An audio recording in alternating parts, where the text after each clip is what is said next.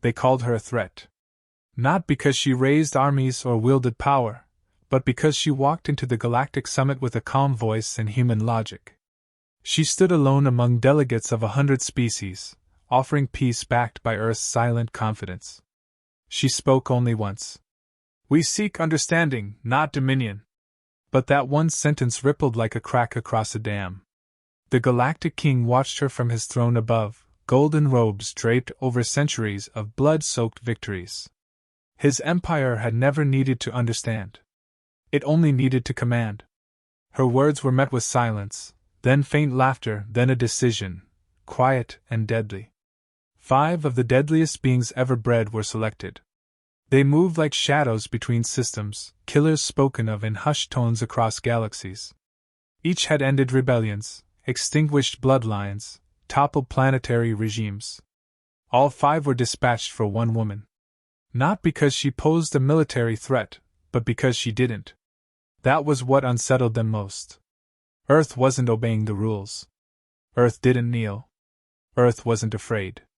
And fear was the only order the Empire understood. In the high chamber, with cameras streaming to hundreds of worlds, the assassins waited, buried behind diplomatic faces and elite ranks. She walked to the center platform, unaware to the galaxy, but not to the king. He watched closely, anticipating the moment her voice would be cut off mid-sentence. It never came. She paused, hands calmly at her sides. Then, she looked directly into the king's lens and smiled. Not a diplomatic smile. A knowing one. A message without words. The first assassin moved. A flicker of muscle too subtle for most. But her eyes had already shifted. She was watching him before he acted. The signal went out, encrypted and fast. Not a call for help. A confirmation. Earth had expected this.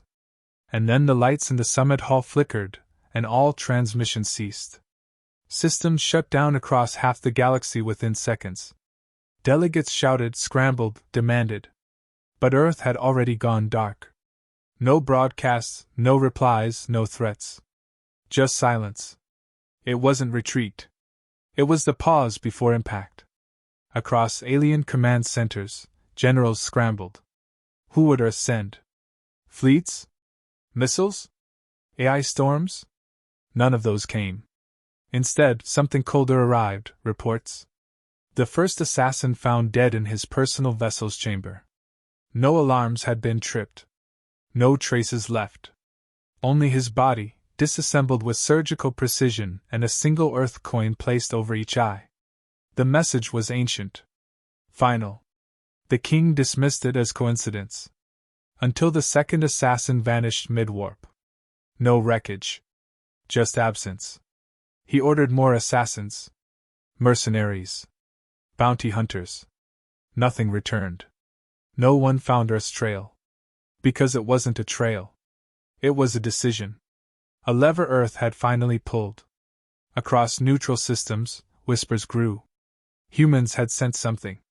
Or someone. But no name was given. No warning. Just the growing certainty that something was out there, and it had already begun. The king convened a covert crisis meeting, excluding Earth. No one asked why. Everyone already knew. One delegate finally spoke aloud what others were too afraid to admit. "We provoked them." Another followed. "And we didn't understand what they were." The ambassador was presumed dead by most. That was the safe assumption. That made sense. But rumors trickled in. She'd been seen boarding a ship. Smiling. Unharmed. Her disappearance was not a result of failure. It was a planned exit.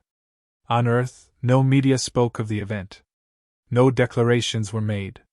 But military bases quietly locked down. Black channels opened for the first time in centuries. A signal, a single activation code, was transmitted from a mountain no alien knew existed. Old humans knew what it meant. The past was awake again. The Empire remained officially silent, but their ships bristled with weapons. Systems scanned deep space constantly. But nothing came. No fleets, no drones, no diplomacy. Because Earth hadn't sent a fleet. They had sent him. And already, He was moving. The assassin's body hadn't cooled before the second transmission hit. Not from Earth, but from a rogue frequency that bypassed every known protocol. It contained no threats, no demands, just a phrase burned into the galactic network. Asterisk. You sent 5. We send 1. Asterisk. At first, many believed it was a bluff. A psychological tactic. But then the systems started failing. Entire surveillance networks lost visibility over key sectors. Trade convoys rerouted themselves without input. Black sites once hidden behind quantum encryption flickered onto public maps, exposed for mere seconds, long enough to send empires into full alert. Something was probing through the most secure infrastructure in existence with clinical ease. And it left no trace. Speculation spread. Hackers? Rogue AI? No. The patterns were too intentional. Too personal. Each disruption aligned perfectly with someone, something, searching. But not for data. For people. The second assassin tried to vanish. Disguises. Shadow codes. He moved into the dead zones between systems, where signals don't travel and laws don't exist. He was confident. He had escaped better hunts. That confidence shattered when his auxiliary ship's oxygen levels dropped to 0 without alarms, without breach. Life support returned minutes later, just long enough for him to find a note carved into his own chest plate. Asterisk. Now I know where you are. Asterisk. He didn't make it past the next system. His ship was discovered drifting. Not destroyed. Everything intact. Except him. No visible wounds. Just vacant eyes, mouth frozen in a scream. All data from his ship was wiped. No one ever figured out how the attacker entered, or left. The Galactic King convened his war advisors, demanding explanations. None came. Only theories. One dared to speak aloud the name whispered by terrified diplomats, the Executioner. A relic of Earth's oldest warfare divisions. Supposedly decommissioned. A myth. But myths don't erase fleets from history logs. Myths don't bypass neurofirewalls designed by 10 civilizations. And yet, records across the Outer Rim began to vanish. Not just recent logs. Lineages. War archives. Entire bloodlines deleted. The third assassin had once purged a rebel colony by name. Now, no record of his victims existed. Not even their planetary designation. When his people searched the galactic net, their own history came back blank. Then came the broadcast. Open network. The Executioner appeared for the first time. Not his face, just a figure in a dim silhouette. No voice. Just a symbol on his chest, Earth's pre-unification sigil. Behind him, 5 names in alien scripts burned out, one by one. He raised one finger. Paused. Then disconnected. The message was clear. Fear morphed into desperation. The fourth assassin sent a private plea to the Galactic King, offering information in exchange for protection. The king denied him asylum. 20 minutes later, the king's palace suffered a power outage that lasted 7 seconds. When systems returned, the assassin's entire biological signature had been wiped from the station. No escape pods deployed. No bodies. But the king found a small detail waiting, one of Earth's extinct military dog tags, placed neatly on his own throne. Not an attack. A message. He had been touched. The fifth assassin stopped running. He turned to religion, then madness. He was found days later inside a monastic temple on a desert moon, chanting Earth's lunar coordinates again and again. His eyes were gone, removed by his own hand. No instruments. No blood. Just empty sockets and a phrase carved into the walls. Asterisk. He showed me what's coming. Asterisk. He died smiling. Across the galaxy, fear changed direction. Not toward Earth's power, but its restraint. No invasions. No demands. Just one man hunting 5, quietly, precisely, completely. And then he stopped. 4 names gone. 1 left. Systems waited. Galaxies paused. But Earth never sent another message. They didn't need to. The silence was growing louder. The Galactic King issued a covert command to prepare his death worlds for full engagement. But it was too late. Because his people were no longer asking how to fight Earth. They were asking who would be next. The final three were supposed to be the best. Each had survived planetary sieges, captured warlords alive, and evaded every known bounty hunter. But none of them had ever been hunted by Earth. They hadn't understood the depth of the threat until it began to feel like time itself was folding in on them. Their locations weren't being tracked, they were being anticipated. The third assassin was a biotank bred for war.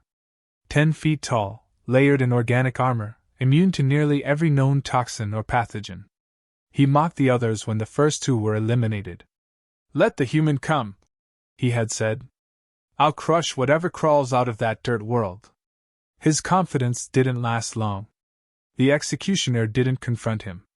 Instead, he dismantled the entire network that supplied his oxygenated nutrient systems. Within hours, his biology began to break down. Not enough to kill him, but just enough to weaken him. Then came the interference. Artificial hallucinations slipped into his neural core. He began seeing shadows where there were none. Voices that mimicked his dead victims. When he finally tried to flee to a safe world, the system denied his genetic codes. His identity had been digitally erased. He suffocated, screaming in a ship full of air. The fourth assassin was a precision killer. She relied on stealth, silence, and zero-contact execution. Her kills had been surgical. But Earth didn't send an army to confront her. They corrupted her weapons. One by one, each tool she trusted betrayed her. Her cloaking device activated in reverse, exposing her location. Her AI assistant began speaking in a human child's voice.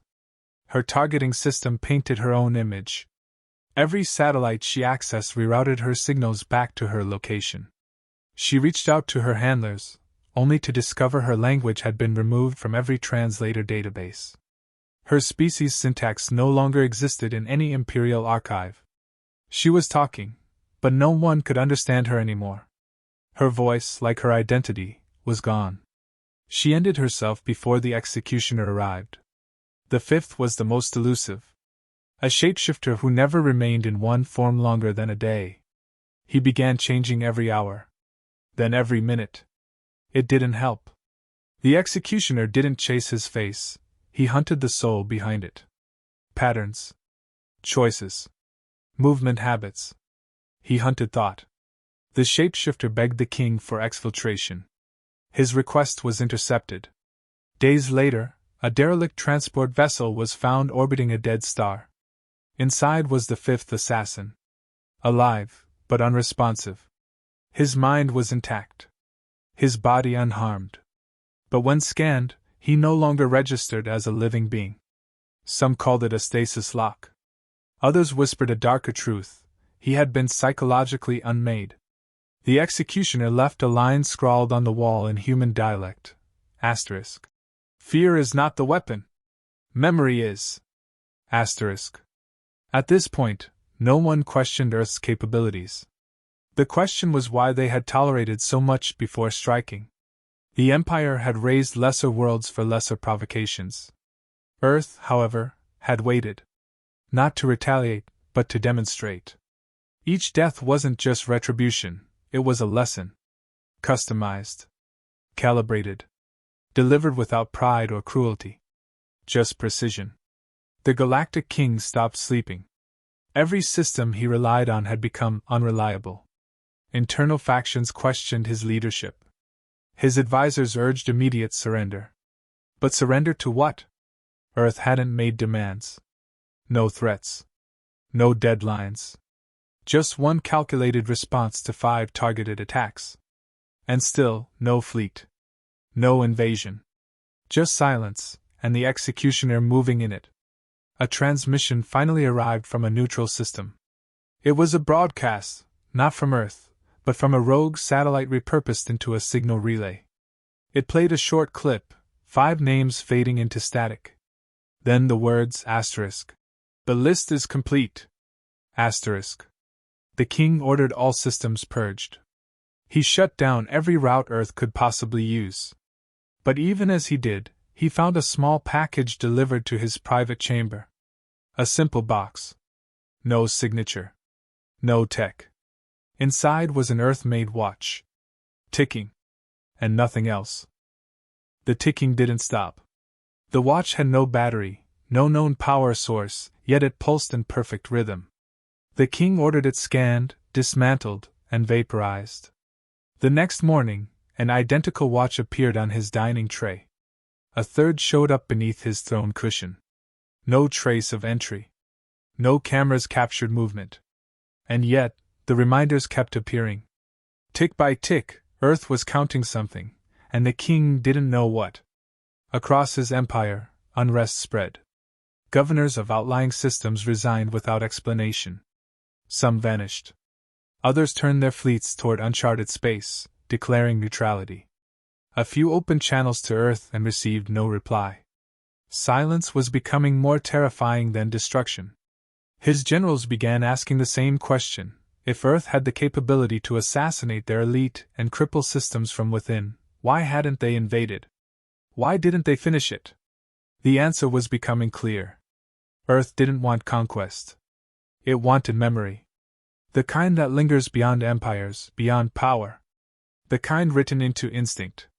The king's private council grew smaller by the day. Whispers of betrayal echoed through his halls. Some feared the executioner wasn't alone, that he was only the first. That Earth had more waiting, watching. The paranoia turned deadly. 2 high-ranking strategists were executed after being accused of thinking like humans. One of them had merely questioned the logic of challenging a species that never bluffed.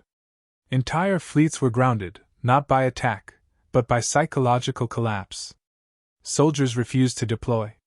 Officers feigned system errors. One fleet admiral ordered full retreat from a neutral zone after receiving a single data packet, a photograph of his childhood home on a long-forgotten colony, burned into ash decades ago. The metadata showed it had been taken yesterday.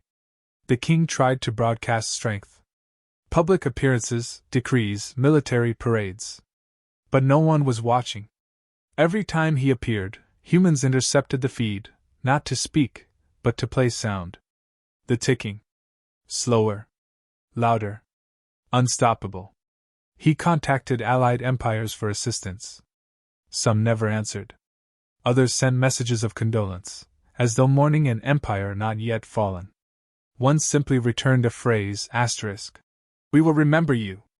Asterisk. That's when the king understood. His name was being written into history already. Not as a ruler, but as a warning. He ordered the summit hall sealed. No more diplomacy. No more negotiation. But the walls betrayed him. A message appeared across the ancient stones, carved in human letters, asterisk. This was your last word. Now hear ours. Asterisk. That night he dreamt for the first time in years. A field of ash. A single human standing over the ruins of stars. No weapon. No emotion. Just presence. He awoke to find his chamber's air filters had stopped working for 17 minutes. Not enough to kill, but enough to remind. The message etched into the condensation on the mirror read, asterisk. Closer. Asterisk. He tried to leave the capital. Escape to the deep void systems. But his ship refused coordinates.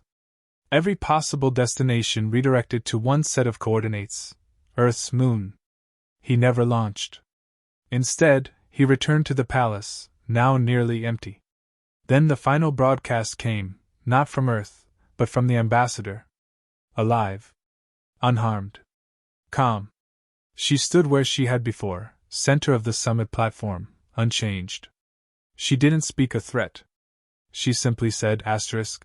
Earth asked for peace. You sent killers. Earth sent silence. You filled it with fear. Asterisk. The screen faded to black. And then, for the first time, the executioner's face was seen. Not a monster. Not a myth. Just a man. No armor. No rage. Only certainty. His voice, a whisper across the galaxy, Asterisk. Now the silence ends. Asterisk. And the king? He didn't move. Couldn't. Because behind him, in the shadow of his own throne, a watch was ticking. Not fast. Not loud. Just enough. The ticking stopped. Not with a sound, not with an explosion, just absence. Like breath held at the edge of a storm. The Galactic King stood frozen in his hollow throne room, drowning in silence he could no longer control. And then, for the first time in recorded history, Earth responded. A transmission beamed across every known frequency. No encryption. No distortion. The ambassador reappeared, alive, untouched, steady. She stood alone, not because Earth had no allies, but because it needed none. Her voice was quiet but undeniable. We were willing to coexist. We asked nothing but respect. You answered with murder. Now you face consequence. Behind her, data flowed. Not threats. Records. Footage of each assassin's elimination. Unedited. Precise. Evidence that Earth had been in control from the beginning. Not reacting. Or retaliating. Or escalating. But demonstrating. One by one. The king demanded retaliation. He screamed into the void, but his words had nowhere to land. No alliances left. No fleets willing to obey. The command structure had eroded beneath him. It wasn't a collapse, it was evaporation. And then he saw him. The executioner didn't appear with fanfare. He was just there, standing where no human had ever been, inside the throne chamber, uninvited, unannounced, unstoppable. No guards moved. No alarms sounded.